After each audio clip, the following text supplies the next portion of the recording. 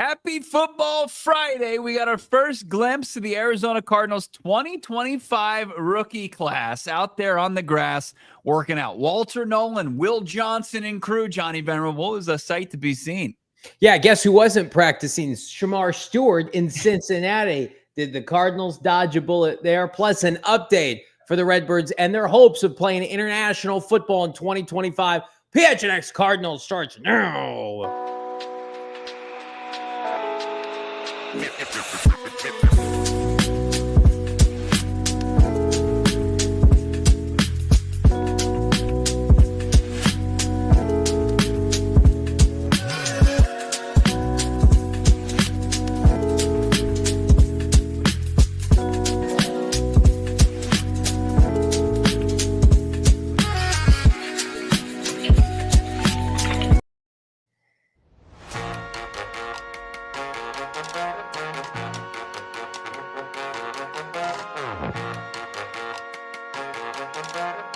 Hey, welcome in. Live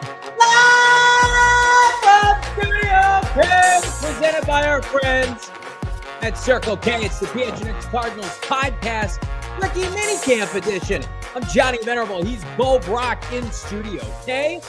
Damon, Dawg, producer extraordinaire behind the mic. This is your number one in the flipping world, Arizona Cardinal podcast. Like and subscribe. Leave us a 5-star wherever you get your programming here. We're having fun. Kind of, sort of, real tangible football is back and on full display in Tempe. Brack. Oh, man, it was a beautiful thing to see football players hitting the grass for the first practice, really getting up, the precursor to the 2025 season. A fond hello to the chat. How about this? Johnny's unfixed smoke alarm live. There it is. Chirp, chirp. Love it. Han shot first. Jess, Brian P, Alberto, Rudy, Shaft, Big Red 6, Ryan, Michael Evans, CMA, Terrence, Fox Body Guy, ours 6285. I love it. Darren, I got also Vonnie Venerable here as well. I mean, it's a full packed live show. Hit that like button, subscribe to PHNX Sports. We're talking about this rookie class. Also, we're going to talk about a little schedule. Got a little tidbit today. Not good news for your boys or those who are maybe wanting an international game this year. It looks like we made it to rookie minicamp today. Wow. Is this going to be the best rookie class in the history of this franchise? Early returns say what, Bo? Initial reaction up close. Is this the best class of all time? What do you say? I mean, when you ask it that way, no. There was a pretty unbelievable class in 2004 where it was Fitz and Dansby and some really big time players for this team that took them to a little game known as the Super Bowl. But look, this is an exciting class nonetheless. I mean, Walter Nolen, Will Johnson, it's got star power. It's got potential. It's got a chance to be in the conversation, I think, for one of the greatest ever. But I think that 04 class is pretty good. But you're going to put me on the spot. And you're going to say, is it the best ever? I mean, I'm going to have to be a wet blanket and say, nah, but it's good. It is 2004 is the best class unequivocally. And then it's like a whole lot of, I don't know. Sure, Jan. I don't know. I think 2015 has aged really well with DJ Humphries and Marcus Golden and some good players in that class. But yeah, I every year you feel certain 2020. What about 2022? I mean, it's got Trey McBride and nobody else. Trey McBride, Will Smith at the end of Fresh Prince, just standing in the living room alone. 2020 is really strong. Go back and look at that horror show. That's an NC-17 rating right there because it's so horrific. Let me tell everybody right now, just got a good feeling about this group. I think it merges perfectly with need and then specialty of your head coach and your defensive coordinator. I think this is going to be a class, unlike maybe last year, where there were criticisms from this show and outside, fair or not, there were not enough rookie contributions. Now, part of that was Darius got hurt. Part of it was the learning curve for Marv. Part of it was injuries, what have you. And then at the end of the year, you saw like Darius was starting. Max Melton was starting. Isaiah Adams, Tip Ryman. So guys played. So I'm not here to crap on last year's class. But like impact, significant impact, save for Marv and some flash plays from Max Melton. Like you didn't get a ton of impact. This year will be different. This year will be dramatically different. I just feel like these rookies are going to be put in such a better place. And it's not the team's fault, certainly not Ossenfort or Gannon's fault. When you have a team that is ready to win, and then you have high-end rookies with incredibly, not necessarily high floors across the board, or high ceilings, but high floors where it's like, well, this person can come in and do the job. You know, Cody Simon on the 2023 defense, probably if he's asked to start, maybe doesn't have a lot of success right away. Cody Simon plugged into this front seven could look dramatically different. And I don't want to shortcut him. He may have been a barn burner in 2023. But my point remains, it just, with this class, feels dramatically different given with partially where the team is right now. Well, I think it's a testament to the build that's happened already previous to this class coming in, identifying the weaknesses and then having the draft class that would yield the caliber of players to fill those weaknesses. I mean, it's just the opportunity to get better at spots where you weren't very good was there in this draft class. And then also just the ability to add a top tier player beyond round one. It just completely changed the complexion of this draft class. Like the Will Johnson at 47, I'll maintain it. It was a game-changing pick. It was a game-changing fall.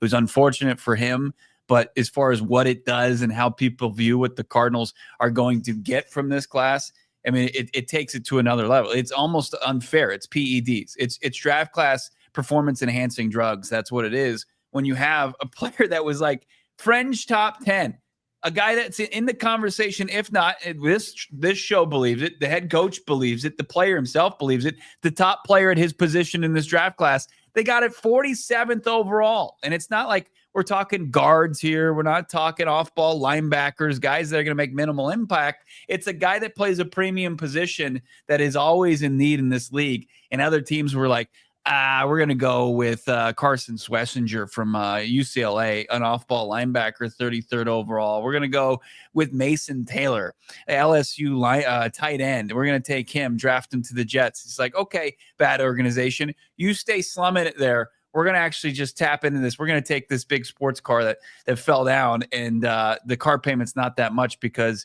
you guys made you made fools of this whole thing, not us. Let me ask you, Bo, did Will Johnson, did he practice today? Can you confirm yes. Will Johnson practiced today? He did. So Will Johnson does not have just one knee. Contrary to popular belief on the Twitter streets, Will Johnson. He was not out there on crutches. They didn't wheel him out in a wheelchair. There was no Will Johnson, like we'll see when he can get ready. No, he looked just as spry as anybody else out there in the rookie class. He was performing every drill. He was warming up and trying to get acclimated to the professional level, just like the rest of his teammates. Well. How the turntables for the Arizona Cardinals. We've got clips, we've got bites. I do want to start with a photo, and I believe we have it. Is it Will Johnson in a body cast? Is. Damon, do we have the rookie photo? I think it was taken by the team site. Yeah. There it is. There they are in all their glory. Off to the side, Bo under a tree. He wasn't given access to this photo, or otherwise Bo would have taken it. For initial impressions of this rookie class, I can draw all my conclusions off this photo. This is called Johnny Photo Scouting, and this is the end all be all. Cody Simon's lower body is enormous. Cody Simon will start for 10 years with the Arizona Cardinals. You can see him on the left-hand side. Step aside, Akeem Davis-Gaither. Your time is up. His time is now. And then, oh my God, on the right-hand side, Jordan Burch. I've tweeted this out. Is that the biggest man on the team? If it's not the biggest man on the team, I mean, like, Walter Nolan's in the middle. Walter Nolan looks like he's an edge rusher. Jordan Burch looks like Andre the Giant. That is the largest pass rusher. Our guy Brian pointed this out to me on Twitter, and it's 100% factual. When we were in this locker room 2 years ago at the tail end of 2023, the Cardinals, not the Cardinals team as a whole, their offensive line had some big players. Their defensive line was so underserved. They had guys, it was like you had a bunch of replacement level guys that barely push 6'1", 6'2", were not filled out. And then Jordan Burch is going to have to fight for playing time on this team. He is going to have to scratch and claw. And look at that, man. They just size matters in the NFL, right? Look, his short just got caught on his gigantic quad. It won't even go down. You would think that he just pulled that thing up, but he's just got his gigantic. Jordan Burch some trash bags to wear instead of those shorts. Good hell. You can look at this photo and just take solace in knowing that the days of Andy Isabella being drafted over DK Met, those are dead. Put them in the ground. They've been buried. These are the kind of players you're going to see at training camp. Yeah. We're all better for it. Rest in peace. That old way of team building. Johnny's unfixed smoke alarm stays winning. Size matters. Johnny Venerable. That's his quote. And then right in the middle, you got Hayden Conner, who you'll hear from here shortly, is just a massive human being as well. Like when you're taking a swing in the 6th round and you're looking at, offensive tackle or offensive guard, why not take a big boy and see what you can do? Take a gigantic piece of clay and see if you can mold an interior offensive lineman or some depth there, other than just, hey, we're going to take this small school guy and the odds of him, being able to play at this level are slim to none. But here's, Hayden Conner, who played deep into the college football playoff, played at a high level, and he showed some versatility, and he's as smart as anybody on the team. He's like Josh Dobbs, wicked smart. And you've got this guy as somebody that can come in and potentially, at the very worst, be a depth or a practice squad player for you. What about an Evan Weaver? Does that do anything for you? Or how about a Christian Campbell in 2018 on day 3? Maybe a Corey Cunningham out of Cincinnati. Wow. Those are some of the deep cuts that we have gotten to know very well here as Arizona Cardinal fans. Not Cincinnati as we know them now in the Big 12. This was Conference USA Cincinnati with Corey Cunningham coming in. Yeah, those it's and you would box score scout. That's the only reason that Weaver made and it was drafted onto an NFL team is because he had a lot of tackles for Cal. And Steve Keim just barely has a football program. Yeah, Steve Keim had checked out for the rest of the draft. I watched a lot of Pac-12 football back in the day. There was something about Evan Weaver. I thought he was different. The massive helmet, the C on his chest, number 90. He just looked like a psychopath out there. I believed. I truly did. Damon, I coached so hard, just like you. I remember putting out a tweet after the 2020 draft, and I was like, the Cardinals got the ACC Defensive Player of the Year, which was Simmons, and then they got the Pac-12 Defensive Player of the Year in Evan Weaver. The Pac-12 let their Defensive Player of the Year be drafted in the 6th round out of Cal. Nice. It was almost an annual tradition. Scooby Wright got drafted in the 7th round. He won Defensive Player of the Year in college football, though. Yeah, look, and he was a tackling machine, but as far as NFL body, wasn't there. No, right? A little bit undersized. What was it? Willie Sutton, I think, for ASU. I think he won the honor twice. He could barely play in the league.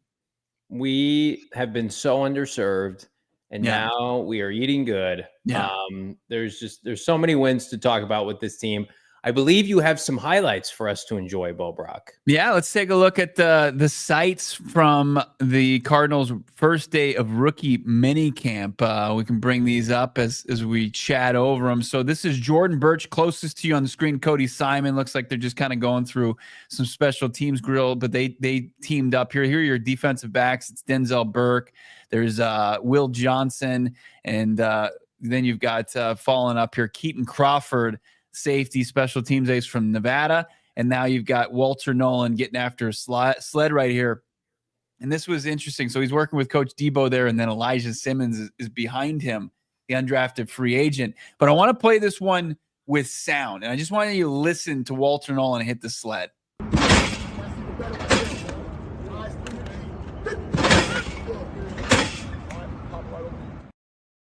Sounds like a gunshot going. You're having a spiritual experience right now. Just watching 16th overall pick Walter Nolen. Don't you want to watch Tyler Booker go through guard drills there? Don't you want to watch, with no quarterback in camp? Don't you want to watch Matthew Golden run some routes? No, you want to see Walter Nolen absolutely almost tear the pad off of a sled. Draft Tyler Booker and just re-sign Naquan Jones, Monti Ossenfort. Thank God this general manager knows what he's doing, knows how to team build instead of Joe Blow, Twitter guy, or Matt Miller. Man, Elijah Simmons, by the way, can we look at that highlight one more time here? More Elijah Simmons just standing around kind of highlights. I know we're going to have to go through the whole thing in there. Jordan Burch, put the gold jacket on. Yeah, I can send Damon and Elijah Simmons video if you want, because there's some him hitting the sled. I just want to see Elijah Simmons standing and staring because he's captivating. Look at him right there. I need that man to make the 53-man roster. Protect him by all means necessary. Carry 10 defensive linemen. Don't let anybody steal him away from us. Never. But if we have to watch Bilal Nichols ball in lieu of our sweet Elijah Simmons, I mean, God forbid, Johnny. Stop it. Now. There was a significant difference between Walter Nolen hitting the sled than Elijah Simmons, just as far as technique and power. Well, I mean, it was different. One guy was, but you can watch Elijah Simmons. I actually audibly gasped when he hit the first time. I thought he was going to scorpion. He was going to go into the full scorpion mode. I thought he'd seriously hurt himself, but he was fine. He's just working on a couple technique things, but he's a big kid. 6'1", 334. Hey, coach him up. He's just a little raw. Yeah. I'd rather pay him. I'll rather pay him undrafted free agent money for him to develop instead of paying the duo from last year overpaid to not play. Let's get back to some rookie highlights, or I think we've got some presser clips. Let's start first, Bo, with your guy Burch, who is, in my opinion, the most physically imposing player in this rookie class thus far. Do you agree with that? Yeah, and there's some questions as far as what the Arizona Cardinals were going to do as far as how are they going to deploy Jordan Burch. Of course, at his size, 6'5", he can play around 270, 280. Is he going to be kind of a defensive lineman, or was he going to be a guy that was going to play off the edge? And when they announced him signing his rookie deal, his 4-year contract, this time yesterday, they said he's a linebacker, and then he's working out with Cody Simon there as a linebacker. Now, if he's not going to be an off-ball guy, he's going to be an edge guy. But we got to talk to him. I wanted to kind of get his idea of what his role was going into, and this is what Jordan Burch had to say as far as what he viewed as his role going into his rookie year. Yeah, I'd say be the best edge rusher for the team. Wreak havoc and make a play whenever the coach needs it. That's a killer right there.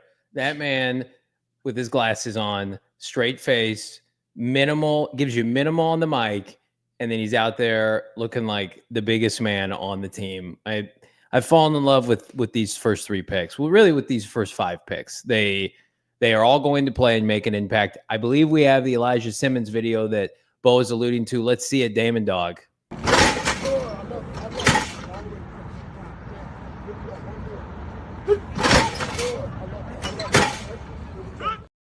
I mean, that looks pretty effing good to me. Looks pretty. Why don't we snap back a couple LA Rams centers and guards with that big man? Just we're repping a different caliber of athlete on the Cardinals defensive line here in our Football Lord 2025. We're just playing. We're playing in a different sandbox now. We respectfully, it's not a bunch of tryhards out there, which it was not their fault, and some guys that were overpaid in free agency that you thought maybe we can get a little bit more out of. Walter Nolen could be like the 4th guy coming off the bench as a defensive tackle. The Cardinals have not had this There's a photo from Tyler Drake. I'm sure you guys saw it from AZ Sports. Darius Robinson looks like the Incredible Hulk out there. I mean, there are too many good defensive linemen to name. I'm almost at a loss for words because I'm not used to it with this team.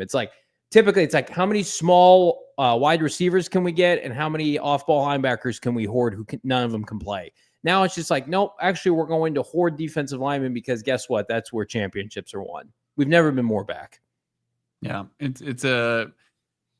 refreshing sight to see. And it's now been the third year of it, and seeing the infusion of young talent come through this building and establish themselves, develop into, NFL caliber talent. And they just continue to do it. And now they're chipping away at what was their biggest weakness. So like to see guys just pulverize sleds, like it's just, routine, where before, like you'd be lucky if the guy made contact with the sled, and just depending on who it was.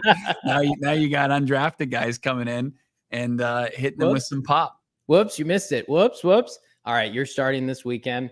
Man, it's easy to overreact. I get it when guys are in shorts and t-shirts. But there's the thing called the eye test. We all know it with this team. And the eye test has been drawn to what? Marv and Trey and Kyler and the offense, and then some quality defensive back play. And somebody said it earlier in the chat, right when we kicked off the show, was the last piece of the rebuild. This rookie class coupled with free agency, it was the missing piece for the Arizona Cardinals to take that next step. The Cardinals were never, in their current infrastructure, were never going to be a playoff team, certainly an NFC West championship team, and to get where they want to go winning playoff games without an infusion of defensive line talent. I don't care if Kyler Murray threw 30 touchdowns last year. You had a ceiling that you could not break through. I mean, go look at Joe Burrow, who did everything in his power to help that Bengals team, had a monster year statistically, and they were, under 500? They were a non-playoff team because their defense was atrocious. They fired their coordinator. They're trying to bring, players in. We're going to talk about one here in a little bit. The Cardinals understood the assignment. They didn't listen to outside noise, people saying trade Kyler Murray, take Shedeur Sanders, blow up the offense. They're like, nope, we actually have belief in this unit. We're going to double down on the play caller and the quarterback. We're not going to touch it. And we're going to flush this defensive line because it is the place that we can identify that we have the biggest lapse in talent. And kudos to Ossenfort. I thought he would attack it to some degree. I think we're all surprised, you included, Bo, of how aggressively he just said, prior picks and free agents, be damned, we are gutting this puppy. Well, and overloading it, just flooding it with just sheer numbers, with really quality options as far as the competition going into training camp. And, Gannon was asked about, competition level, and he likes, the ability, like how he views his roster, and guys that are going to come fight for positions. But like when we talked to Gannon in Indianapolis at the end of February about the numbers crunch that we were already seeing on the defensive line, and he said, like, with confidence, and even then we didn't take it like as far as what it's turned into, that they weren't going to shy away from it. Like every opportunity that they've come across where they've felt comfortable or a sense of conviction in this player being a chance to improve their roster, they've gone after it. They've gone after it. Like it was looking real thin there at the beginning of free agency because it was Josh Sweat, and then that was it. And then they finally get Dalvin Tomlinson, and that was really kind of the linchpin to it. It just kind of exploded after that, because then they were just like, oh, Calais Campbell, come on down. And, oh, yeah, we're not going to shy away just because we've added two guys to that group in free agency to utilize our top draft asset on it. And then also add Jordan Burch to the mix, who can be kind of multiple and versatile in this defensive front seven. They threw almost every asset that they could at that, as long as the player, I think, in their eyes, was matched the value that they needed necessary to do so. They did, and they were wise to do it like this. They did not attack free agency or the draft with the mindset of, well, we can pivot here because we have X player at home. We don't have to do this because we've got B.J. Ojulari or Darius Robinson or Justin Jones or blah. You can like those players, some of them, and say, I hope they pop this year. We don't even talk about Xavier Thomas anymore, who flashed last year as a rookie 5th rounder. But it's about raising the competition. And, somebody like Dante Stills, who's played damn near every game for 2 years under this franchise and has developed as a 6th rounder. I mean, like, what does this mean for him? You could theoretically put together a like 4 to 5 rotation deep with this defensive line now. And that's what's going to take this team to the next level. It's why we're bullish on the Cardinals. This year just feels different pertaining to this team. Schedule, quarterback, infrastructure, it's the best head coach GM combination I think we've had for the Arizona Cardinals in my adult life, but they got to win games. We're going to keep the conversation moving. We're going to hear from more players after the break, plus why it looks like Shemar Stewart and passing on him could have been a good thing, and why the 49ers downfall continues. That's coming up. It's PHNX Cardinals. Fired up here on a Football Friday. Fired up anytime I can get out to Gila River Resorts and Casinos, specifically with our friends at Wild Horse Pass. We're going to be out there this summer. Bo, myself, the entire crew doing live shows, hanging out by the pool. It is the perfect staycation. I love Arizona. I hate leaving. I'm always just like, where can I go to get home away from home? And it's our friends at Gila, the largest sportsbook casino in the greater Arizona area. It is on par with any 5-star restaurant, casino, or otherwise hotel that you would find in Vegas. It is style, stories, class personified. They've got a steakhouse. They've got the incredible layout on their main floor, by the way. The casino is fantastic. Plenty of places to eat, have fun. Did I mention the pool? You do you at Gila River Resorts and Casinos. You can check them out. PlayAtGila.com for more details. Check out the link in the description below. We're going to have info on when you can come hang out with us at Gila this offseason. Hopefully some watch parties this fall. You do you. Achieve legendary status, Bo. It's unbelievable. It's a great place to call your home this weekend. Gila River Resorts and Casinos. Also go check out what's going on over at friends over at Sanderson Ford. Sanderson Ford, here's what's going on. Huge news from Sanderson Ford. It's just been announced from America for America employee pricing. Now you pay the same price as owner of Sanderson Ford is on the full-time lineup of Fords with no hassle, no pressure, no nonsense, and now no markups guaranteed from our friends over at Sanderson Ford. On top of employee pricing, get an additional Ford incentives on over 1,000 vehicles, including Sanderson Ford Platinum 70th anniversary sale, which is going on right now. Choose Sanderson Ford because they have the inventory. And they also have been are celebrating 70 years, and they just want to get you behind the wheel of a great vehicle from them in taking advantage of the From America for America employee pricing celebration of that 70th anniversary. Get a pair of tickets for the Arizona Diamondbacks just by stopping by. No test drive actually required. You just show up and say, "Give me my tickets, please," and they will give you those. They've got a allotment of over 200 pairs that you can tap into. Now, of course, it excludes 2025 Expedition, Super Duty, Raptor family, and Mustang, also Bronco specialty vehicles. But the one pair of tickets per household is valid with a driver's license to the July 6th game against the Royals while supplies last on those 200 tickets. But check them out right now. Take advantage from America for America employee pricing right now at Sanderson Ford. Big thanks to our friends at Sanderson Ford. Big thanks to our newest friends and partners. We debuted it during the NFL draft. It's our partnership via All City and PHNX Sports with Big Brothers, Big Sisters of America. It's a 3-year partnership. Again, this is not just about sports. It's about community. Together, we're combining Big Brothers, Big Sisters, incredible youth mentoring programs with the passion and power of All City's local sports coverage to create something truly meaningful.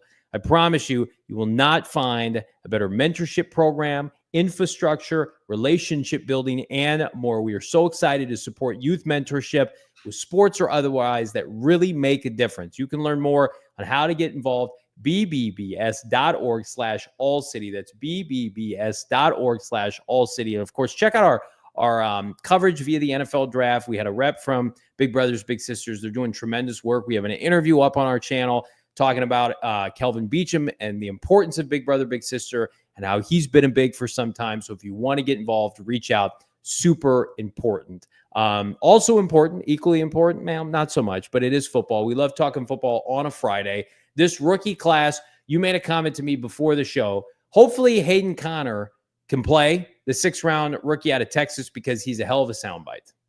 Yeah, it seems like a really good kid coming out of Texas. We got to talk to him today, and he covered a ton of topics. I mean, just straight up, we asked him his thoughts on his head coach, JG, and he said he was just straight up badass. And then we find out that Hayden Conner is not only a big boy, but it's got a big brain. This is him breaking down his major. He majored in geography, but had kind of bigger aspirations for that. It's kind of on par with what Josh Dobbs came in the organization with. I came into UT with a physics degree. I was on the physics path, and then I wanted to transition to aerospace engineering. Couldn't do it because we would have practice conflicts. So I'm like, all right, what's the next best? And so it was geography. I took a NASA high school aerospace scholars program when I was in high school. There's a lot of geography-based stuff, and so I was like, all right, that sounds about all right for me. And then I decided in 8th grade, I'm like, you know what, I'm not going to be the stereotypical football player. I want to be good at a lot of things, and I decided that I want to be an aerospace engineer in 8th grade. And of course, that changed, but veer off the path of difficulty. I remember one of my classes was Intro to Geospatial Artificial Intelligence, and I'm like, I have no idea what I'm doing, right? And that was last season, so it was a lot, but I found a way to have good time management and found a way through. Got an A actually. I've always wanted to go to space, but maybe I could help people get there. I think I might be too big. Wow. What do you get Bezos on this case? Like, can we, instead of sending like an all-female crew, send an all-offensive line crew up with Bezos's, what do you call it? What's his space company? I don't know. I would rather see Hayden Conner than Katy Perry in space any day of the week. No one wants to see Katy Perry go up to space. You don't want to see you want to see just a weightless Hayden Conner up there spinning. Hayden Conner, wholesome AF in space. Then coming back down here and mauling people. Just a high-level young man. I hope it works out for him. Limited athletically was the write-up from our guy Fran Duffy, but he was built like, a refrigerator at times that can just maim people in short, intermediate spaces. And like the Cardinals, when they draft a player, just like when they dress a player on game day, they have a role in mind for you. It's not just like, hey, this guy was productive at Texas, just take him, right? Scheme fit matters with this team, obviously. Yeah. So, can he be Tristan Cologne's replacement? Can he be a guy who pushes somebody like John Gaines, who is much more athletic but has had trouble sticking at the NFL level? Or is he a guy that you can develop eventually as an heir apparent to Evan Brown? He would have to come a long way, but here's what I will say. His makeup physically reminds me a lot of Yelda Froholt coming out of college, going to Cleveland. Now, Froholt had to sit for a long time, bide his time, get to know the NFL, upgrade his body a little bit, and then he was ready to take off with Drew Petzing. I mean, the Patriots and the Browns under Ossenfort, and then the infrastructure that Cleveland had, they would take offensive linemen, interior, and get them to become players on day 3. The Cardinals historically have never done that. So it remains to be seen. I got to see it to believe it, but I don't view this as a throwaway 6-rounder. I do not. No, and I think, Fran used the comp for Will Hernandez, and Will Hernandez got the same kind of scouting treatment. Sure, he was a lot higher pick. He was a 2nd rounder coming out of El Paso, but he was a guy that they thought, in space would get into some trouble, but just because of his sheer size, he was a guy that could really take you on in smaller spaces, 6'5", 320. And Connor's taking the right approach where he's talking about how he's just going to live in the weight room and live in the training room and keep his body and get it in his best possible shape. And that's his main focus right now. He doesn't have to focus on going and competing for a starting job. I think everybody understands, the writing's on the wall there. But can he become a project? Can he become a guy that gets rostered just like his former Texas teammate Christian Jones and become a bit of a project that they like, just his overall setup, his size, and whatever athleticism he has, and playing at a high level at the collegiate level? Can it at some point develop into something that translates into playing, as a backup role or even starting role in the NFL? And it's worth the shot. I mean, just the size and the production at the previous level. Capping things off, you had a chance to catch up with Denzel Burke, the 5th-round corner out of Ohio State, one of 2 day 3 Ohio State Buckeyes that Ossenfort selected this year. And we've talked about Denzel Burke. I think if he's going to stick, barring something unforeseen, he can play special teams, at least in the short term. He's a tremendous tackler with Ohio State. He's not as physically gifted as somebody like Will Johnson. But, again, you watch enough Big Ten games, you will see him, you'll hear his name consistently. What did Burke do to impress you, Bo Brock? Yeah, I mean, we got to talk to him. A local product played here at Saguaro and Brophy. And so, I mean, he grew up a Cardinals fan. He's got a Patrick Peterson jersey. He has a Fitz jersey. He talked about how he was at University of Phoenix Stadium, now State Farm Stadium, up in the nosebleeds and making his way down to the lower bowl. So, I mean, he grew up experiencing Cardinals football. So it's a bit surreal that he gets to make the short drive to work now in the Cardinals facility in Tempe. But we wanted to kind of learn more about Burke, just a player, 5th round pick, kind of polarizing a bit to Fran Duffy, where he said this is a guy that projected to be maybe a higher pick than he was, and they had a tough 2024 season. This is what Burke kind of self-scattering report on him. Competitive, dog, situational player when the time comes, when you're one-on-one matchups, and the winner. And a winner. Comes from a winning program.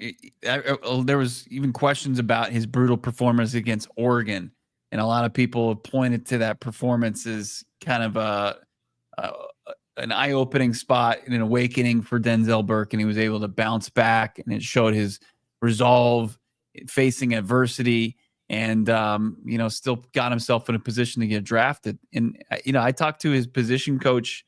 And he basically likes his ability to kind of play in any scheme, even though I think he's more set up to play zone, just like many of the guys that they've drafted in this organization. I mean, like he's coming into what has quickly become like the most competitive position group on the team in terms of young athletes. And again, I don't expect Sean Murphy-Bunting to be on this team this fall. So if you take that at face value and you say, okay, well, what's left? You've got guys that are only within their first 3 years of the NFL. So he's going to have to really lean on his experience at the collegiate level in the Big Ten, where he played a lot of football, right? He's an older player. Can he beat out Keitrell Clark, right? That's the position that he is looking to take. That's the spot on the roster. Starling Thomas, I think we like him as an outside corner, rotational guy. Will Johnson and Max Melton, obviously, you figure those are going to be major players. Garrett Williams. Can Denzel Burke find his way into that next wave of corners? I think he can. I feel like there's a rhyme and a reason beyond just the athletic traits for bringing a kid like that in. He's super high character. He's got ties to Ohio State clearly, and the players that are already on this roster. I mean, just the Cardinals have something very specific in mind. Their offensive line coaches from Ohio State, Paris, Marv, now Burke, the kid out of the right tackle out of Ohio State that was undrafted, Cody Simon. Like that, this isn't done by accident. They feel comfortable with these guys. So, I mean, this is going to be, certainly since you and I have been doing the show, the most competitive training camp. The Cardinals will cut players that are immediately claimed by other teams, and that has not been the case the last 2 years. No, it hasn't.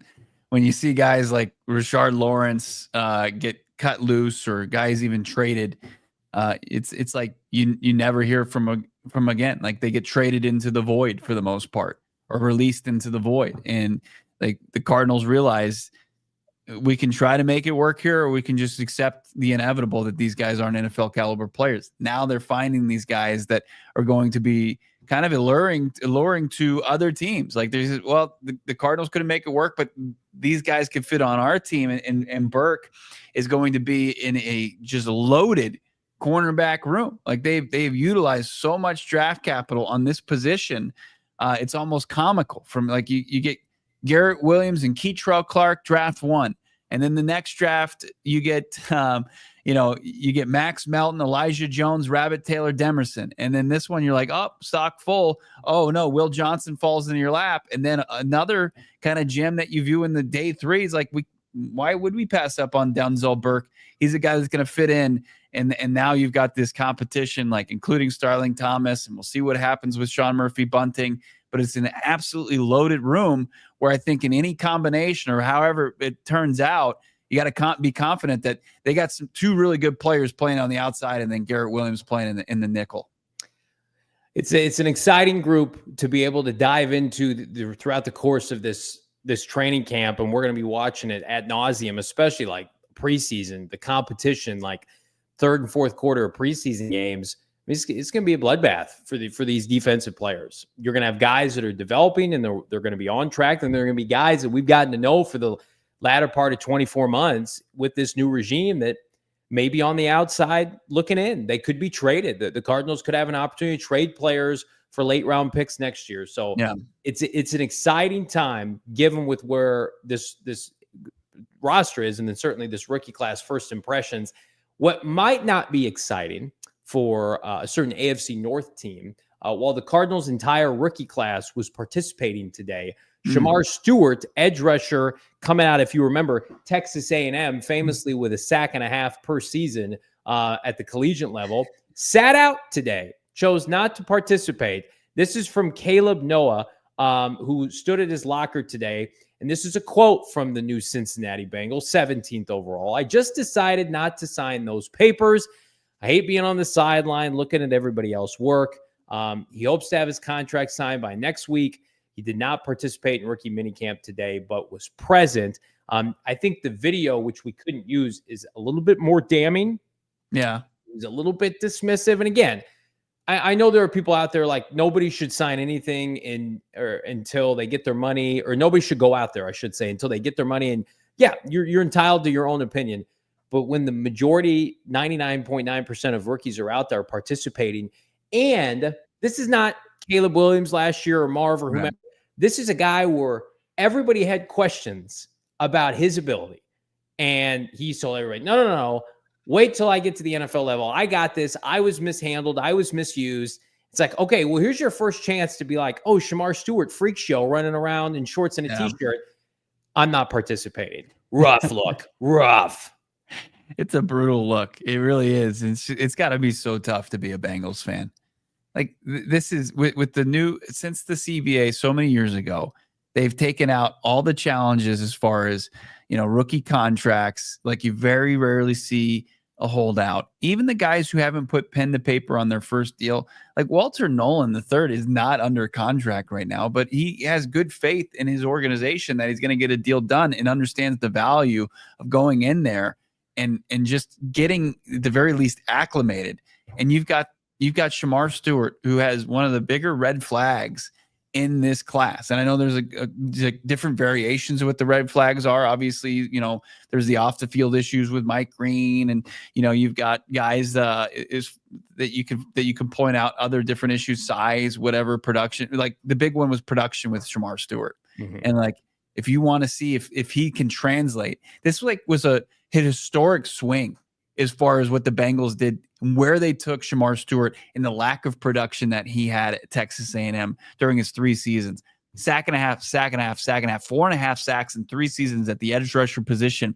Fran Duffy said he punched and crunched the numbers there, and you haven't had anybody that's taken in the top 3 rounds. There's been like 3 players in the last 10 years, and they haven't been guys that have contributed at the NFL level. And he's getting his first opportunity to kind of find himself at this level. And he's like, I'm good. I'm going to like come out of the gates, much like my position mate Trey Hendrickson is, without any kind of like establishing himself in any way. It's ridiculous.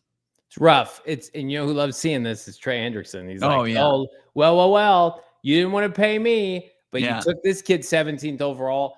Like, you and I have talked about this sparingly post-draft. We haven't had to live in this nightmare world. But had Walter Nolen not been there, let's say Walter Nolen goes to Miami, right? And Atlanta goes Jalen Walker, who I don't know if the Cardinals would have taken. They might have. What are the Cardinals? What would they have done at pick 16? Because they brought this kid in for a top 30.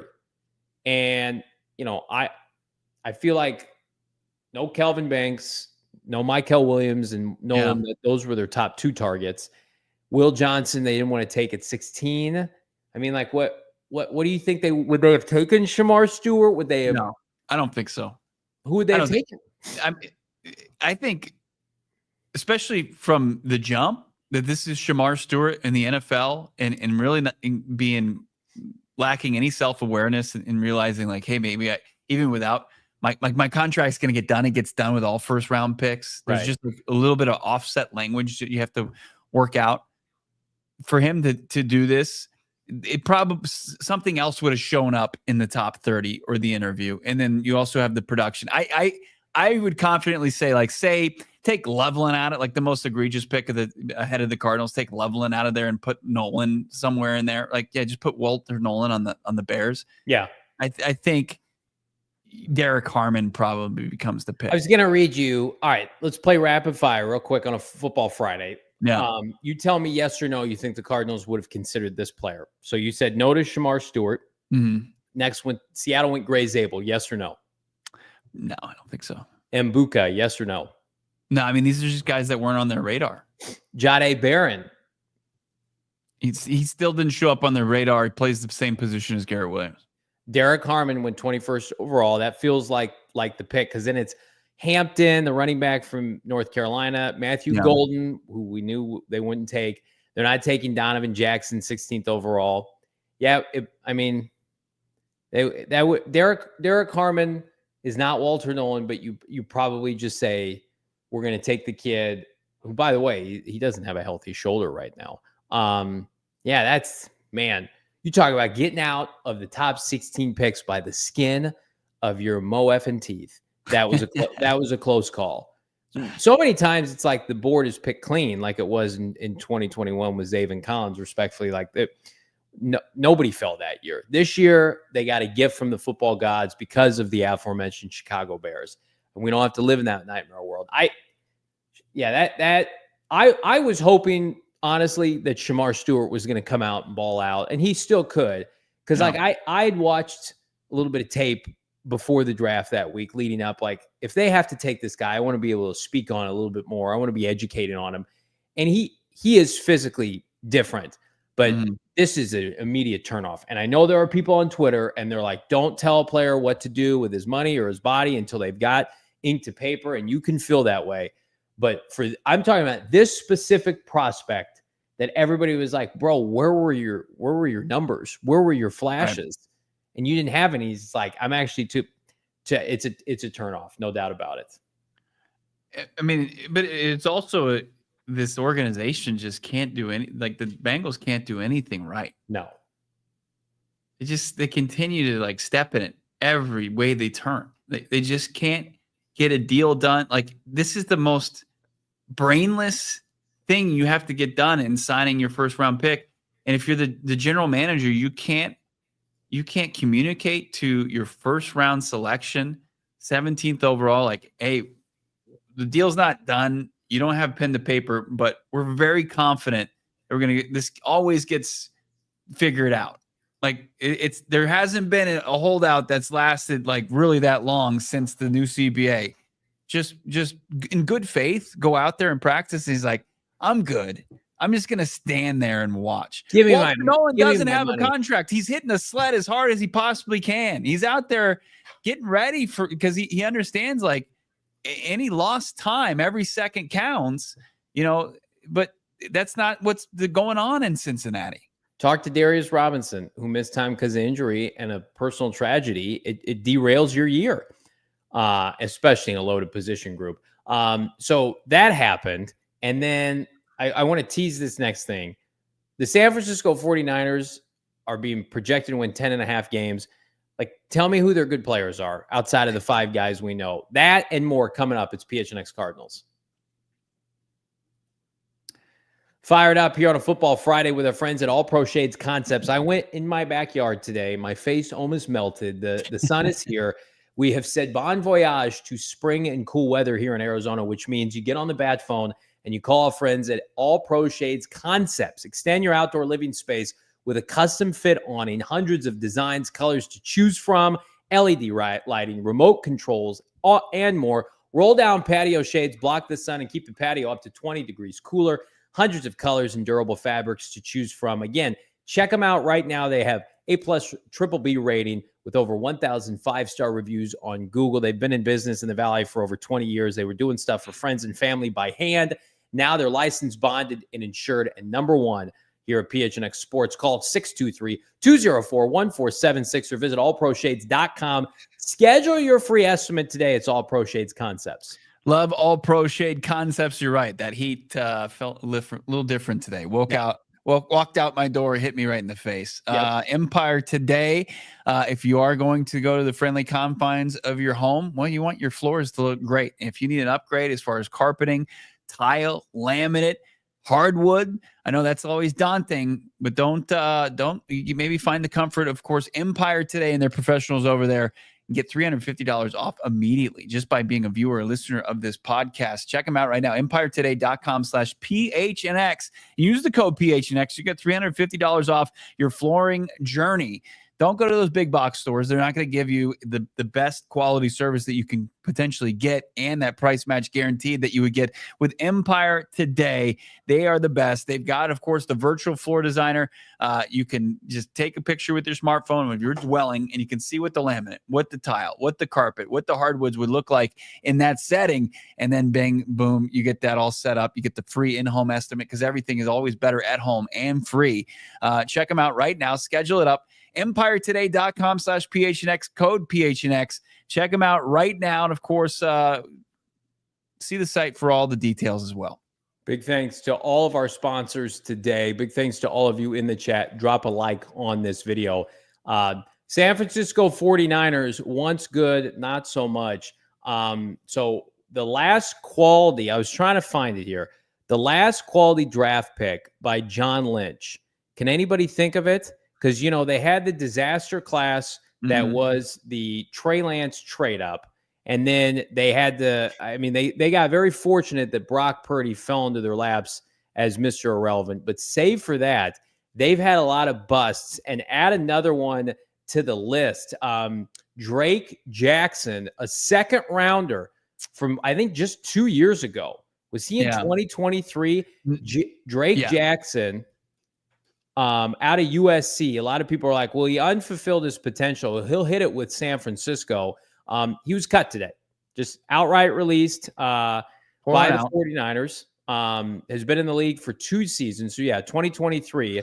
And again, he's posting on his social media. He's healthy. He's going to be fine. So he will land on his feet somewhere else. He was the 61st pick in, 2022. So he's been in the NFL just a hot minute. And he's already been cut by San Francisco. And again, the San Francisco 49ers have a dog water schedule, and that cannot be ignored.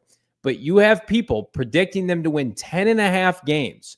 Yeah. Okay. I'm going to read to you cautiously here via ESPN, which is always hit or miss, the San Francisco 49ers starting lineup on both sides of the ball. Yeah. Purdy, who's going to get $60 million. McCaffrey with not arthritis in his legs, but something going on. Ayuk, who can't play. He's got creaky Achilles, right? Yes. Ayuk, who blew out 2 tendons in his knee. Juwan Jennings and Ricky Pearsall. Kittle's their best player. They re-signed 100-year-old Kyle Juszczyk. Speaking of 100, it's Trent Williams at left tackle. This is the rest of their offensive line. Ben Burch, Jake Brendel, Dominic Pooney, and Colton Victus. I don't know any of those players. They signed DJ Humphries to back up Trent Williams. Yeah. This is their defensive side of the ball. Puny, I think people like Puny. Okay, he was a draft pick last year. I think like when you asked the question, like Mustafa and Puny were probably like the later round picks because he was a third. Yeah. Michael Williams and Nick Bosa lead their edge rusher group. After that, it's awful. Yeah. Alfred Collins overdrafted in the second round. Their linebackers are Nick Martin, who's a rookie, D. Winters, Fred Warner. Then their secondary, Trey Brown, Malik Mustafa, J.R. Brown, Renardo Green, and DeMondre Lenore. That's their team. Yeah. That's the team that's going to win 11 games, Vegas. Like, I don't care if they're playing an ACC schedule. I don't care if they're playing the MAC. That team is not overtaking the Cardinals this year. The Cardinals may not win the West. That's not a winning team. It's the most cupcake schedule in the NFL by a lot. And you got to play the games, though. You got to play the games. I understand that. I think that they could legitimately go 0-6 in the division and still win double-digit games. It's pretty crazy how bad that schedule is. Come on, league. I'm going to be hate watching so many Niner games, upset at the other teams if they blow this. And listen, like, I know Shanahan's a great coach, and then they frauded their way back and got Robert Saleh.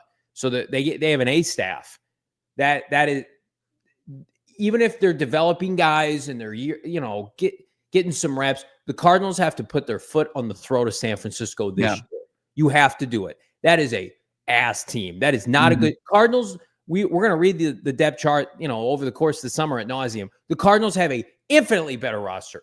You need to go into those games putting a stranglehold on Brock Purdy, because that is, you cannot lose to that team this year. Yeah, no way. It's quickly become so top heavy and so contingent on their stars playing like stars. Like, they need guys who have been oft injured throughout their career, George Kittle and Christian McCaffrey, to be there, and Trent Williams consistently throughout the marathon that is an 18-week schedule, 17 games. And I think it's asking too much. And it's going to ask, like, they might want to hold off on Brock Purdy and just see how he performs to start this season without, an embarrassment of riches that he's used to. They'll manufacture a run game. The NFC West, though, is out for blood this year. Like, I don't love the Seahawks infrastructure, but no one can dispute their defense was elite last year. The Rams defense was elite, and the Cardinals, we feel like, should have a top 7 to 10 unit at minimum. Yeah. How are the Niners scoring? I don't know how the Niners are going to score points in the NFC West. Like, you might be right. If the Niners somehow go like 0-6, 1-5, and still are a viable team, I'm going to be physically ill. I just can't imagine watching that team this year and them resting on their laurels of like, this is going to be a winning season. Like, we're going to have success. They're going to have to play Houston. They're not beating Houston. I don't think they're beating Tampa. Yeah. Let's see what Atlanta does. We need some of these mid-tier to lower-tier frauds to just out-athlete them, because I think that's in play. Can not Myles Garrett, can we get like a Jacksonville Jaguar takeover game by Jonathan Allen and, who'd they take? Oh. Yeah, their edge rusher. Remember their edge rusher? Josh. Yeah, Josh Allen. Yeah. Who's the other? Can Travis Hunter pick off Brock Purdy like 4 times in that game? Yeah. That's the kind of stuff we need to manifest. Because Walker, is it Trayvon Walker, former 1-1? Listen to this. San Francisco 49ers, strength of schedule, opponent win percentage from last year. It's .415. By far the lowest win percentage as far as opposing schedule. Right, let's go through next season. Pull the schedule up. Let's go through. You want to vomit? Because that's what's going to happen when. Well, here's we can't be hypocrites. There were people in this market that pushed for the Cardinals to lose out, so they got that schedule. It's like, I don't want to root for that. Let's hopefully the NFL, which is cyclical, people can get their stuff together. We're hoping that's the case. All right, let's do it one game at a time. Okay. I mean, we don't know what it is. I mean, obviously, so we'll go non-division opponent, Cleveland Browns. Okay, win for San Francisco. But listen, that's not a given. Yeah, I think Houston Texans probably beat them pretty handily. Yeah, for sure. Colts. See, I think all these games are going to be close. No. I think Cleveland and the Colts are going to be close. No. All right. Give them that. Saints. Okay. Giants. Oh my God. All right. Giants are beating the 49ers. Okay. Here I think is a win against the Niners. Falcons. Yep. But it's in Santa Clara. That's fine. Bijan. Carolina. I like Carolina in that game. Jacksonville. I like Jacksonville. They're going to lose this. They're not beating all these teams. I don't care. They have new coaches, new culture. Yeah. I'm into this. Yeah. Titans. Well, that's a win. Didn't they get Robert Saleh back? They did. Bears are beating the Niners. Bears are beating the 49ers. And then so you got the Titans, and then that is so the bad. Bucks. The Bucks will probably Bucks at home will beat them. They better not win more than 8 games this year. Did you just make that, Damon? That's the Cardinals opponents. Yeah. Oh, okay. Cardinals isn't far off. So like when I mentioned 17-0, that's 17-0. I mean, the Cardinals, I think, according to the strength of schedule from the previous, so the Niners are way down. They're 32 out of 32. Saints, Pats, Titans, Panthers, and then the Cardinals. So the Cardinals, what is that? Sixth easiest, just based off win percentage from last year. If you're watching right now, jump on over to gophnx.com. It's OT as we break down the 49ers. As we break down the 49ers schedule. Yeah, there it is. Damon, let's see our schedule one more time. I'm going to make a bold prediction right now on May 9th. The Cardinals are going to beat the Packers' ass at State Farm Stadium after last year. I think the Cardinals are going to destroy the Green Bay Packers at State Farm Stadium. There's a prediction for everybody. The Cardinals could not compete with their D+, F- edge rusher defensive tackle group last year at Lambeau Field. I think they are going to have a significant edge against the Packers at State Farm Stadium, especially with how we're done rigging the tickets for opponents' fans. That's a win. Cardinals are beating the Packers at home. I like it. It's nice. It's very bold. But I mean, Niners, by all metrics, are by far the easiest schedule, easiest road in 2025, and everybody's eating it up. But also, I think a lot of the pundits, the analysts that are just locking in Niners double-digit wins are thinking about the window ajar 49ers team, where if you haven't been paying close enough attention, because it's kind of slammed shut. It's just got rid of Debo. Brandon Ayuk's going to be coming back from an ACL tear. What's his health going to be? George Kittle, they just paid him to be the bested Trey McBride for the highest paid tight end in the league at 31. And then they're kind of patchwork offensive line that's led by 37-year-old Trent Williams. And then this defense, that one of the worst defenses in the league last year when it was all said and done. Yeah, can Robert Saleh buy him? Like we saw year one with Gannon and Rollis, they were like the second worst in the NFL defensively. You can't. Coaching can't do everything. I honestly think not only do I think the 49ers are going to be the worst team in the NFC West, like I think we're going to get to a point with that, because everybody is going to be saying the Niners are back because of that schedule. And then we're going to look up and they're going to be like 3-6. And then there's going to be talk about, like, does Kyle Shanahan step away? What do they do? Do they reset? I think there's going to be question mark. Next offseason, you're going to see like Bosa dealt, Trent Williams retiring, and it'll be a new rendition of the 49ers. Their window's closed. It's over for them. They're not winning 8. McCaffrey, bro, Ayuk, those guys, they're not healthy. Like people are ripping Will Johnson. He's out there practicing. He's 21 years old. Those guys can't move. Brandon Ayuk's knee, for those of you who don't know, it wasn't a clean ACL. He tore his ACL and MCL, and they're talking about, like, you remember when Kyler came back from his ACL late in the year? That's like when Ayuk could be back. And he's not playing quarterback. He's playing explosive X wide receiver. Yeah. He's not. He ain't playing. You think Brack? You think they get a deal done, or is he like the next quarterback of the Pittsburgh Steelers? I think they pay him because Shanahan calls all the shots, and I hope he squeezes him for every dime he can get. And then you gotta. John Lynch did a nice job early on drafting players.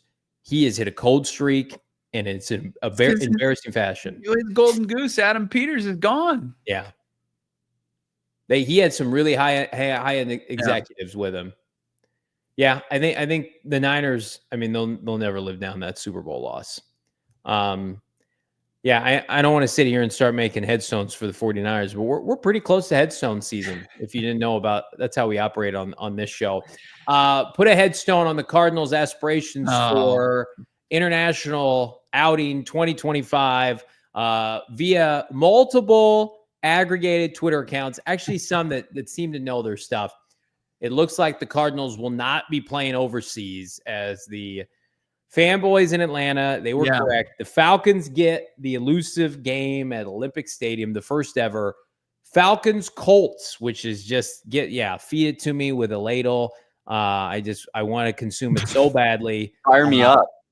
So bad. Yeah. I want to see Michael Penix versus Daniel Jones at 6 a.m. here in Arizona. I cannot wait for that game. Oh, man. Yeah. Thank you to Nerding on NFL. Very accurate as far as their schedule release. And it feels like most of the international games are spoken for now. This was kind of the lone option for the Cardinals. And maybe it might not even be Penix, Danny Dimes. Maybe it could be something like Kirk Cousins versus Anthony Richardson. I don't know. Whatever way you spin it, it's awful. And the NFL is going to ride with it in Germany, in Berlin.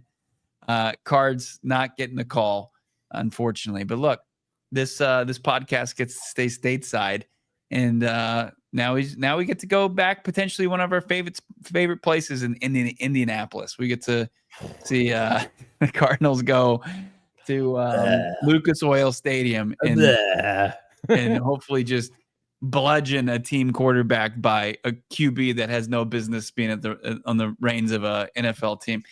Or hey, maybe by then it will be Riley Leonard's show for the Colts.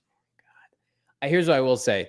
There are people who are like, why do you guys care so much about this Germany game? We were going to try to go as a collective and put together something, and we don't get to do that now. And I wanted to go to Germany. Is that so wrong? I wanted to fraud it up with my fellow diehards in Germany for a couple days, but we will persevere. Yeah. Tampa is lovely in the fall. We got some options in all seriousness. I was already getting my fit for my lederhosen, man. I was going to look nice.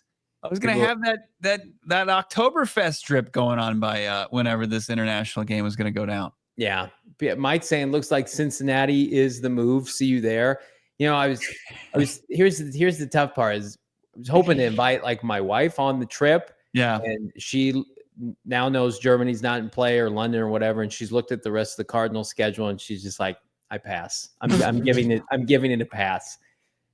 Because she's not diehard football. Yeah, I'm opting out. Yes, she's like, I will be opting out for the 2025 Cardinals road slate, but we're not. No, we're not. We have big news that you're going to want to, of course, be locked in for next Wednesday. We got a big announcement coming down along with the schedule release. She's what we like to call NFL casual. Yeah. She would have gone to Germany with us, and I wouldn't have seen her for 4 days. And then she would be like, "What time is the return flight? You guys done with your stuff?" And I would have been like, "Yep." So yeah, I don't think I would go to Cincinnati, get wrapped up in the jungle with the Bengals fans. Let's do it. Rip on Shemar Stewart. Will probably be inactive with a groin in that game. Go get some meat on some noodles. There's Skyline chili there. Skyliner Gold Star. Shout out Max Simpson. I'm sure he'll love that one. What's that? Little free ads. Yeah. Free ad Friday. This is free ad Friday. Yeah. Max doesn't know this is a new segment here on Cardinals. We came up with it in the office today, Johnny. I don't know how you feel about it. It's free ad Friday. Like what? Here's what we should do. We should start plugging things to see if it can help our personal gain, not necessarily the companies, but like send us stuff to our home. That's what we should start doing. I mean, looking to travel somewhere. Any of the airlines out there, Delta, American, we're open for business. Hey, Skyline Chili, here's my Venmo. Enough said. But in all seriousness, we're gonna have a ball with the schedule release show next Wednesday, and your fanboy podcast of choice has been pretty accurate the last couple of years. As Bo mentioned yesterday, we were on the nose 2 years ago to the button. So we will do our best, keep it locked into all of our socials. We try to break the schedule as it comes, but a little easier this year, no international game. So we will persevere. Are the Cardinals working out this weekend? They are. Cardinals rookie going out there continues tomorrow as I check my Apple Watch here. Apple keeping you up to date as far as new tech, watches, phones, tablets. You're special. Check them out. Apple.com. You've got and they need promo too. Oh yeah. They're hurting for that marketing. They are a company that needs all the help they can get. On the field tomorrow, and then JG I think said more of a decompressed day. I think on Sunday, and then they're gonna mix in with the vets next week. That gets me fired up. Like these super chats kicking us off. Wow, a lot of like Star Wars adjacent super chats today, kicking us off with Frank, $5. Johnny, are you going to Fan Fusion in Phoenix to get Anakin Skywalker's autograph, Hayden Christensen? So I've been to Fan Fusion 2 years ago with my son. It's definitely in play this year, and it lines up on a time where we can go this summer. I would imagine that's a hot ticket for Anakin Skywalker. I'm more Anthony Daniels C-3PO, like if I were to go and get an autograph, it would be from somebody from the original trilogy. Anthony Daniels is like almost 80 years old, so I would want to commemorate that memory. Anthony Daniels? Yeah, do you know who that is? Is he like a Ewok? No, he's C-3PO. So not only did he play C-3PO, like voice the Ewok. God, Damon, he asks these questions and he's disingenuous when I try give him a response. Anthony Daniels, it was a complete performance because not only did he do the movements because he was a mime and they hired him to be C-3PO in the suit, they got all these people to come in and do voices after the film was done, and they're just like, just let Anthony Daniels do the voice because he was such a complete character. Man, it's a C-3PO is an iconic character. Toolsy. That's Anthony Daniels. He's toolsy. Not only Travis Hunter before Travis Hunter, going both ways. Unbelievable. Yeah. C-3PO is he's like one of the, I'd say like one of the genesis of like the purposefully annoying character. Big time annoying. Yeah, he's a nerd, but on purpose. Yeah, you just want to. He's an 80-year-old man. You're talking. You want to talking about the actual character. You want to give a swirly to that robot the entire time. Yeah, Johnny. I'm sorry. Me and Bo are talking about the lore of the movie right now. Don't you just want to shove CP3? Yeah, that's what. What's his name? 3PO. C3PO into a space locker. Somebody come get me Billy Price to beat up C-3PO. I'm looking at this fan fusion, which is going. Oh, there he is. Is Billy Price gonna be? Is he gonna have a table at fan fusion? Is he cosplay? Is he cosplaying an NFL center any longer? Well, one day it's going to get back to him. What happens on this show about once a week, and both of us are going to show up not available on the show. It's going to have a disclaimer that we were taken out off screen by Billy Price. As part of Free Ad Friday here on PHNX, Phoenix Fan Fusion. It's going on June 6th through 8th. You can meet the Daredevil cast. You can also meet the Hobbits. How about the Hobbits there? Are you into that nerd stuff? No, I am not. I've seen Lord of the Rings once through. It didn't do anything for me. I want to just go because the Hobbits and just shout Rudy at the guy from who famously played Rudy. Be there? Looks like it. Is Rudy going to be there? That's Sean Astin, Elijah Wood.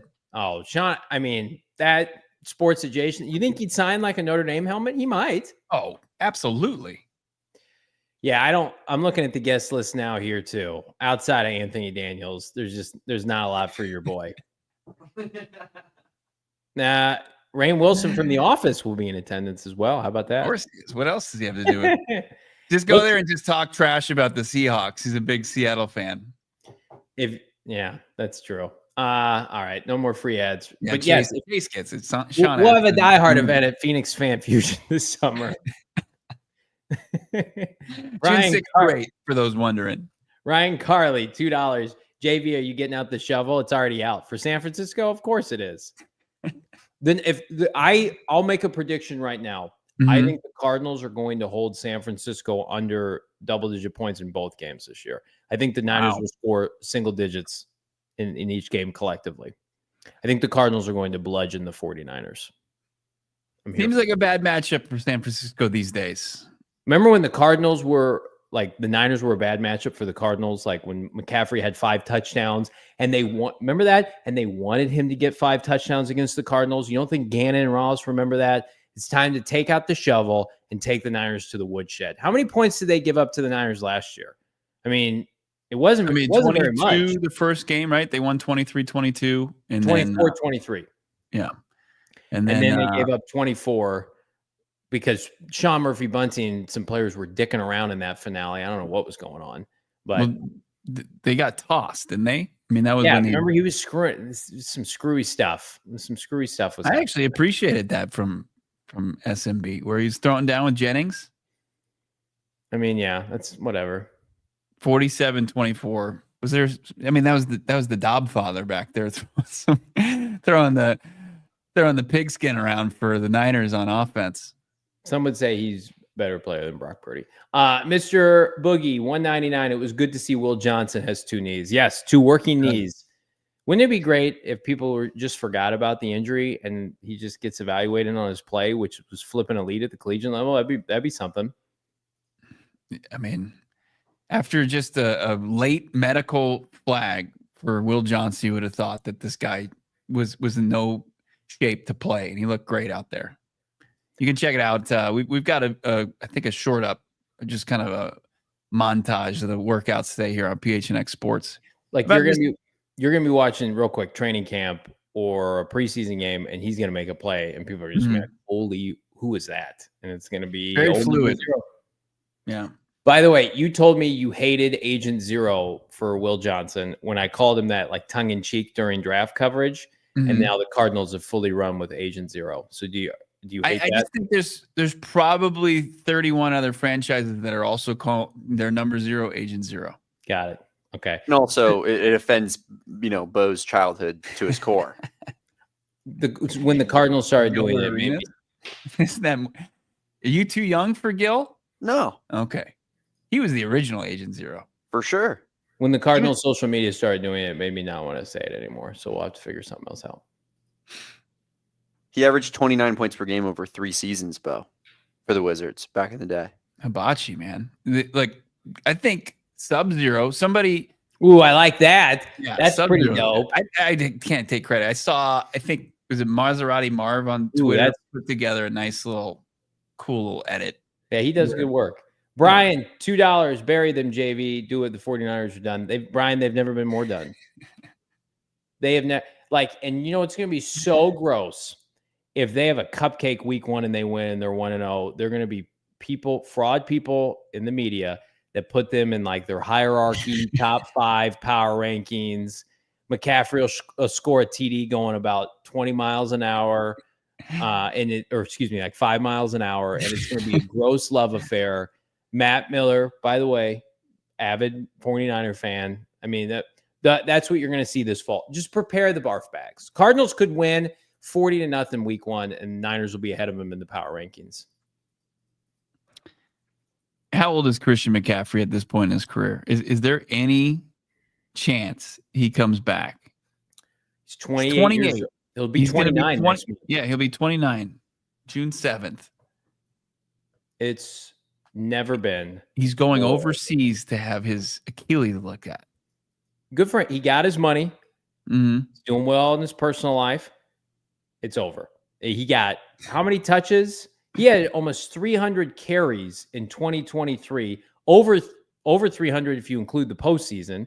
Then he had how many receiving yards that year? I mean, it's 67 receptions that year. So he touched the football almost probably close to 500 times 2 years ago. You're done, son. It's over. Clint Kubiak saying Christian McCaffrey looks awesome. Oh, I bet he does. Oh, I bet old Clint is out there beating that drum. Yeah, he looks great. Is he just trying to speak it into existence? He's just out there. He's hitting his knees on a nightly basis, praying that old Christian McCaffrey's Achilles responds to the cutting edge treatments. I think McCaffrey should have been MVP 2 years ago. I would have given him MVP. It's over, though. 200 yards last year, 4 games. He looked slow, too. He looked really slow. Yeah. They running back is a young man's game. I mean, the Cardinals have a 28-year-old running back, and guess what? They're not going to ask him to carry the load. James Conner's probably going to touch the ball 50 to 60% of the time. And people think McCaffrey. Also, what are they paying Christian McCaffrey? If you go to overthecap.com right now, I'll pull it up in real time. The San Francisco 49ers cap space this year. Kicking things off, number 1, Fred Warner's making $30 million. Trent Williams is making 21. Bose is making 20. Kittle's making 14. Yeah. They've got Ayuk's cap hit down to $9 million this year, and McCaffrey's to $8 million. But McCaffrey and Brandon Ayuk are on the books through 2029. Yeah. They're on the books through 2029. And they're going to be cognizant of his workload. It's not a great offensive line. And I think just with the state of their passing game, you could stack a box against Christian McCaffrey if you wanted to. And I'm sorry. Trent Williams this year, he'll be good. He's not going to be a dominant player anymore. It's over. The Niners, They're paying George Kittle. He's over 30. Over in the sense like Super Bowl contender. Like I think based on their schedule and how bad it is, like they could be a team that sniffs and hits double-digit wins. Like I said, that would be I would be so disappointed in the rest of the league. We will come on the show every Monday during the season, and whomever lost to that team, we will take to the woodshed. It may not be the opening segment, but we will have a segment who lost to the Niners this week, and that team will be dead to us. This is not do your job. The rest of the NFL, don't let that team fraud its way to 9 to 10 wins. Come on now. Some of us are trying to get back to the playoffs for the first time and flipping forever. All right. Times are tough. Brian, $5. Bo treats Star Wars nerds worse than Belichick girlfriend treats him. Hashtag elder abuse. Elder abuse for C3PO. Anthony Daniels literally has been making money off of C3PO and nothing else for 50 years. Must be nice. I couldn't tell you any other project he's ever done, but he will voice that sucker until he is gone, and good for him. Such a lame voice too. Oh my God. It's the voice of an angel. Just like me. Oh. No. Damon. Cut. Give us an R2 and C3PO conversation. Oh, That'd be so good stuff. The Dude. shtick between the droids, it's too much. And you nerds just eat it up. R2's a legend. You eat it up like Christian McCaffrey carries in 2023. That's what you want. You just want droids back and forth. Yeah, I just think back to 1977 and how brave it was to kick off that first film with the droids, to start with the droids for the first 25 minutes. You wouldn't see that now by fraud J.J. Abrams or anybody else. Not even your precious Christopher Nolan would have the guts to do that. It was heroic. It was. Brian, what a game plan. What a game plan. When he thought they were going to come out and run the ball, he goes out and goes droid for 30 minutes. 30 straight minutes. Unbelievable. What a play call. Brian saying Bo bullied nerds in school. Confirmed. Big time bully. We're not a pro bullying podcast, but I can confirm that. Yeah, that's probably true. You won't bully this. Just the way you rip off takes like that. Oh, so brave to run with droids for the first half hour of the show. It was very brave. Something that it didn't even come on my radar. Well, it sounds like you need an education on a certain film that was #1 at the domestic box office for infinite months in the spring of 1977. 70s. Yeah. It's fine. It just changed. It not only changed film, it changed, the way we live. Thank you. I appreciate it. That's great. The way we live? Yeah. The effects, everything. Drop a like on this video. Because you got underwear stuffed up your butt. You're getting wedgies talking Star Wars every day. Now it's like this show. It's like that gets shoved in the closet until it's a comfortable, safe space. That doesn't get brought out. That's not a headline. I'm not, I probably had a little bit of merch when I was younger in grade school, but that stuff got put away until I met my wife, and it could slowly reemerge in a comfort zone. That's right, Chase. It did influence cinema. That's absolutely right. Brian saying 24-hour pod. Bo has to watch Star Wars, but it's just like Babe Ruth, home run leader, home run king. You look at the stats; he's unreal. He came in. If he were to face Justin Martinez, he would he would mop the floor with him. Yeah, but was Babe Ruth like influential baseball, or was he just kind of a big sloppy guy? No, I'd say he's a little influential. Yes. We'll see. All right. Hey, I want to ask on the Babe. We'll see what if this Babe Ruth guy. That grainy footage against plumbers and used car salesmen is not really selling me against George Lucas, who was going up against the Rocky films and Francis Ford Coppola and The Godfather. Like that was George Lucas's competition. All right, real quick before we sign off on a Friday, I'm gonna task everybody right now, because you guys ask and we try to deliver. We went to the higher ups today and we said the people want a certain T-shirt. Sweaty J and the boys.